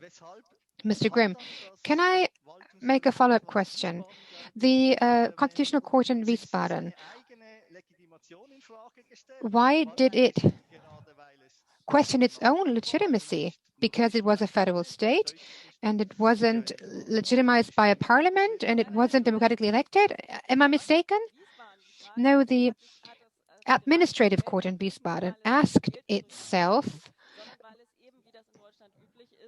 because it wasn't elected by a parliament, but it was appointed by the Minister of Justice, and therefore it developed this thought.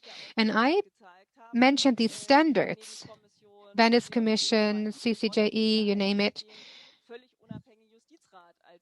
and they see a completely independent judicial committee as the golden standard. That's a new tradition, and it's a discussion that has been conducted by German prosecutors and lawyers, or the judiciary as such.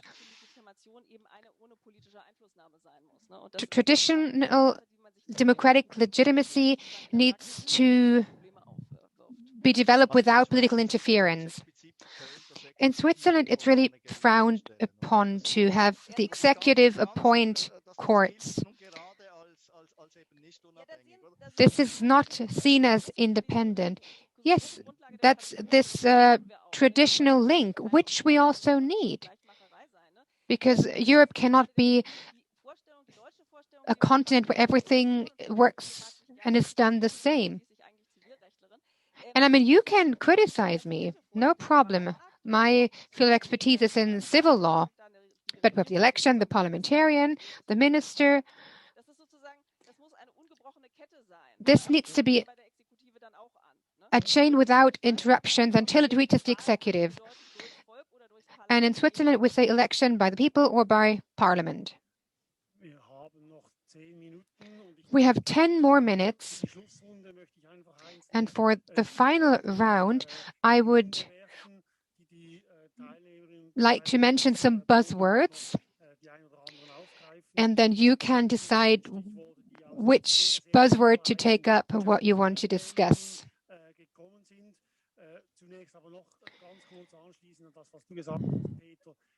Peter, what you said, you mentioned the Federal Council and their suggestions and the capabilities of the Federal Assembly, and there was a clear no, and the election was confirmed in the end.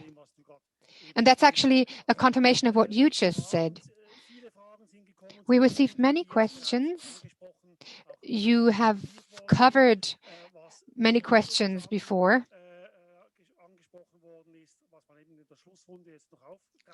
But maybe we can take up some aspects. Appointment for life, that's a nice buzzword. Fixed retirement age. What do you think about anonymized applications?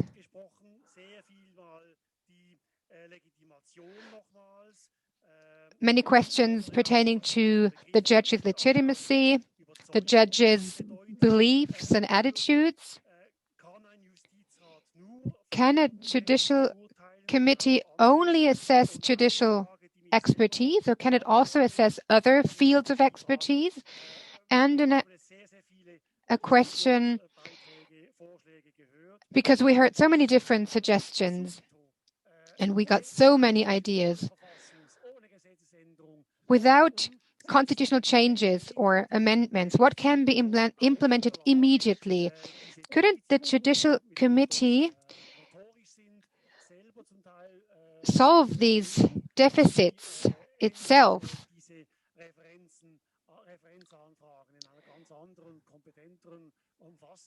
So these questions could be shed light upon from different perspectives. And the Council could work on different bodies. So what could the judiciary do itself? So we received many different questions, and maybe you can pick specific buzzwords and share your thoughts. So who should start? Now I see Thomas Stadelmann speaking, but he is muted.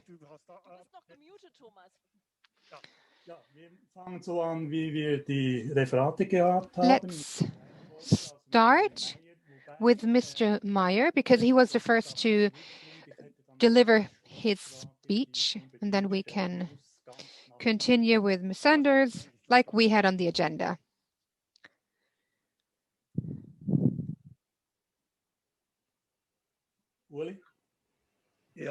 Ulrich, do you want to start?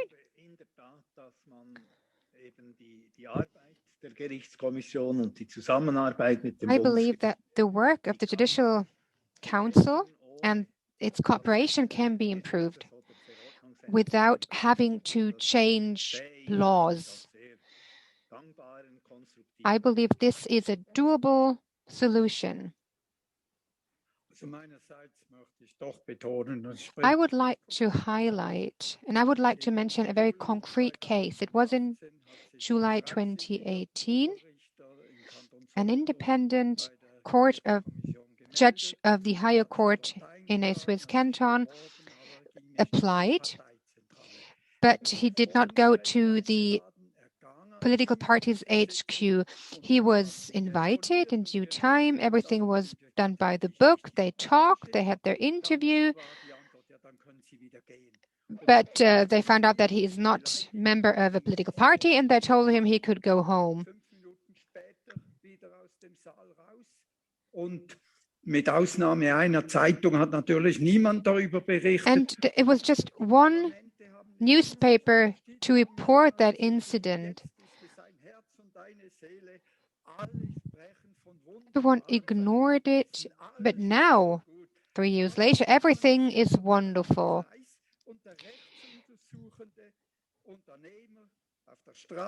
But the ordinary Swiss, they lost their trust in the system.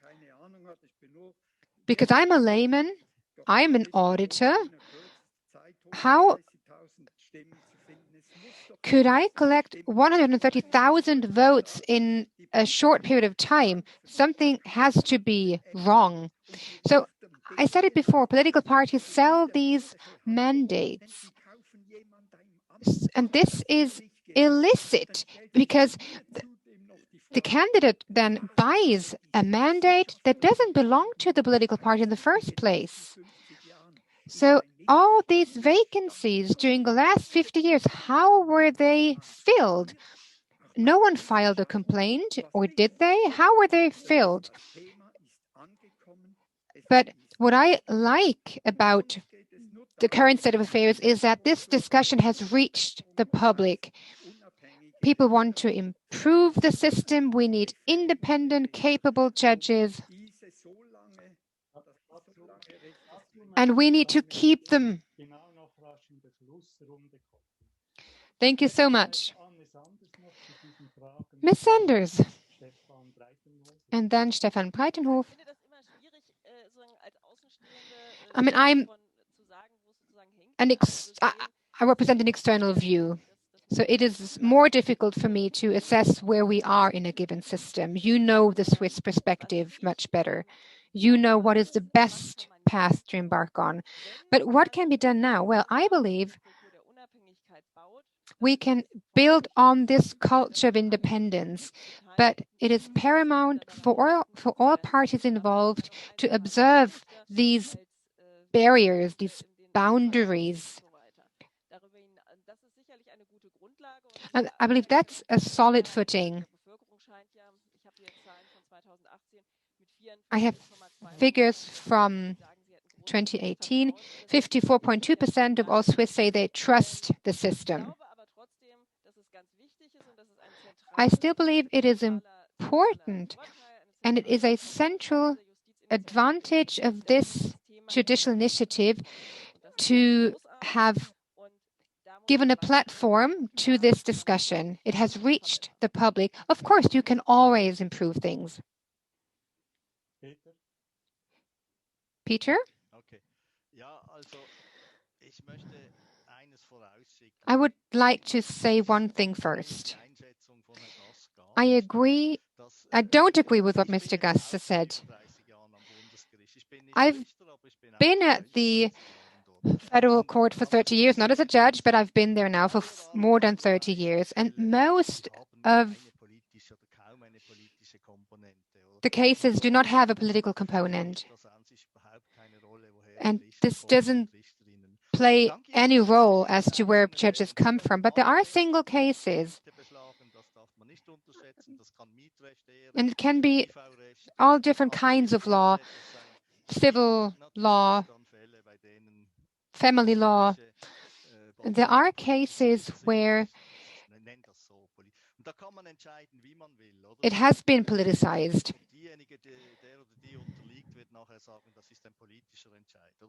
And the people taking recourse to law will in the end say that this has been a politicized case. But in most cases, it does not play a role. But that's actually not a problem to me. I see it like Ms. Sanders. It's about the appearance. It's about the chilling effect. If a judge won't be influenced at all, and I believe that this is the rule, still, it's about the appearance.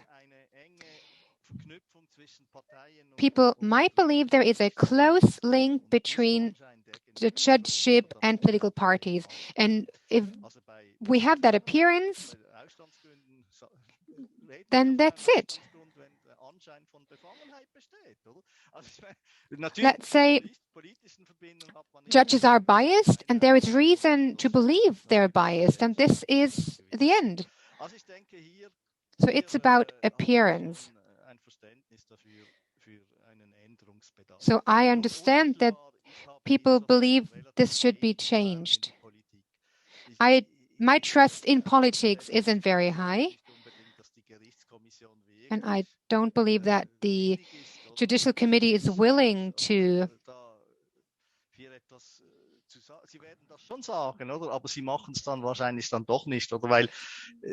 act on what they said. Because in the end, it's about power. It's about political power, and political parties are not willing to reduce their power. This is how I see it. That's my assessment. Mr. Voskuhle, would you like to chime in?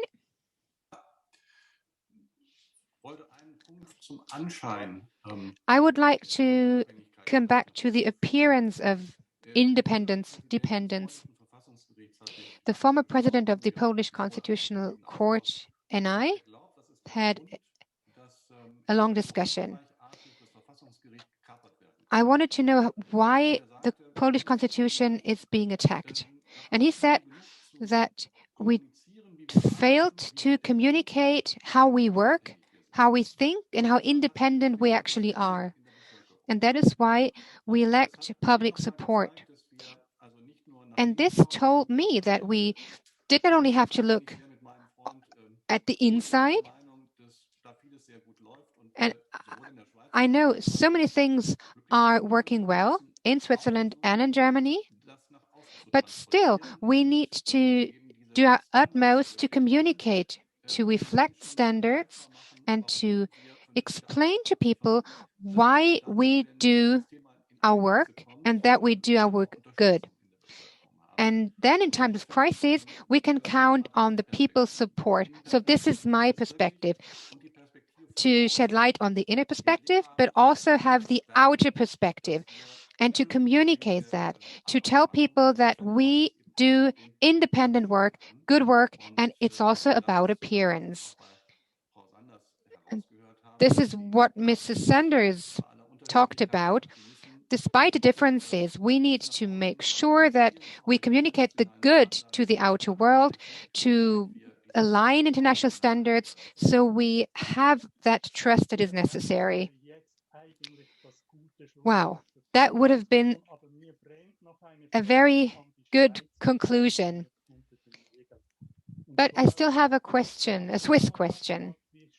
The National Council, I said it before, said on Tuesday that the initiative was rejected. So how could we continue? Can we hope that there might be changes at some point in time? So as far as I know, this now goes to be discussed by the Council of States. And we know that the former council, Mr. Stöckli, always said that this chamber is the chamber of reflection, so maybe something's going to change. The Federal Council, Vera Rottenberg, said on the 18th of April at the University of Zurich, when she was appointed to the University of Zurich, she said that she had never experienced any influence by the party, but there was also a political pressure who was increased in the last few years and which is still increasing. So we're turning our system into a more and more centralistic and administrative state, be it in good faith or bad. But every state system needs to be backed by a judicial system that passes its ruling in according to the will of the people, not of the authority. Please, no politics here. So I support everything that supports the independence of the courts. Thank you. Peter, please. I think it's interesting and important to see that the Council, the Federal Council and the Parliament say that we need to change the system. And at the same time, they don't want to do it either through the initiative or a counter proposition. It is their right to do that, but there are of course people or members of parliament who say that we get back to it. But what does it mean, getting back to it? I hope that it doesn't end up in a drawer. But I think that the members of parliament should look forward and anticipate what can happen in the future. Of course, they can take their time, but still, I think it would be good to develop a new propositions of a new system, at least in the midterm.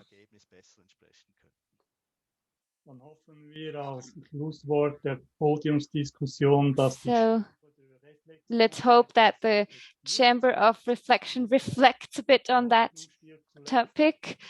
The hope dies last. Thank you very much for participating in this panel discussion. It was very interesting. So we are concluding our conference. The large number of participants and the intensive discussions showed how important and urgent the problem is, which we discussed. Judicial independence and separation of power are cornerstones of our democratic constitutional state. We have always said that these cornerstones shouldn't be taken for granted. Or as Professor Nussberger put it, to be independent and to appear to be independent is not given once and for all. It is something that the courts re-established with every of their rulings. So the problem is that we lose trust faster than we gain it. Particularly in the last few years, we've realized that the situation can change dramatically in a short amount of time, and that a democratic constitutional state in an extreme case can turn into a majority dictatorship. The VDEM Institute from the University of Göteborg stated in its Democracy Report 2020 that the autocratization, which is the decline of democracy in states, accelerates all over the world. For the first time since 2001, autocracies are the majority, 92 countries. Almost 35% of the world population live in autocracies. That's 2.6 billion people. The EU has its first non-democracy as a member state. Hungary is now assessed as an authoritarian electoral regime. In its 2021 report, the VDEM Institute states that the global decline in the last 10 years is sharp and continues in 2020, particularly in the Asiatic Pacific region, Central Asia, Eastern Europe, and Latin America. The level of democracy for the average world citizen sunk to a level in 2020, which corresponds to the level in 1990. Let me remind you that that was just before the fall of the Iron Curtain. The liberal democracies shrinked from 41 countries to 32 countries in the last decade, with a proportion of the world population of 40%. Eastern European states such as Hungary, Poland, Serbia are continuing their downward trend after continuing attacks on the judicial system and restrictions for media and civil society. In its Liberal Democracy Index, the Wiedem Institute states cornerstones of the constitutionality, like equality before the law, individual freedoms, restrictions of the jurisdiction, and so of the executive, and so on. This index in Turkey shrank from 0.46 in 2009 by 0.35 points to 0.11 in 2020. Turkey, as well as Hungary and Serbia, is now assessed as an authoritarian electoral regime. In Hungary, the index also fell by 0.39 points to 0.37, in Poland by 0.35 points to 0.49, and in Serbia by 0.28 points to 0.24. The Democracy Barometer of the University of Zurich and the Center for Democracy in Aarau shows similar developments. Between 2000 and 2016, the average index in the EU fell from 62.98 to 54.73 points. It is interesting that in the older EU states, it fell more sharply than in the new member states, namely from 75.35 to 65.42 points. So that's only slightly higher than the average in 2000. And then we have the Transformation Index of the Bertelsmann Foundation. This measures the separation of powers, judicial independence, prosecution of office bearers who misuse their positions, and so on. The current index 2020 shows a problematic balance for the last decade, where because the separation of powers was weakened in 60 states, for example, in Poland, Romania, Serbia. So that's about the current developments in Europe.